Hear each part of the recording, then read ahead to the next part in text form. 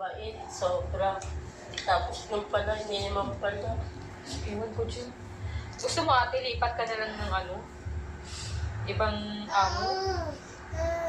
Kasi hindi naman ako basta pwedeng lumipat kasi para napamahal naman po sa akin si Mami. Kahit gano'n po siya, sana hindi niya ako paalisin. Kung palisin ka man ate, pwede naman sa amin ka na lang. Kung palisin ka man dito te, pwede naman sa amin. Ano ba kainan? Sa amin ka na lang. Sige po, tingnan ko na lang kasi hindi ko naman alam kung aalis ako dito kayo kasi kahit gano'n naman yung ugali niya eh. Napamahal natin siya sa akin eh. Tsaka yung alaga ko.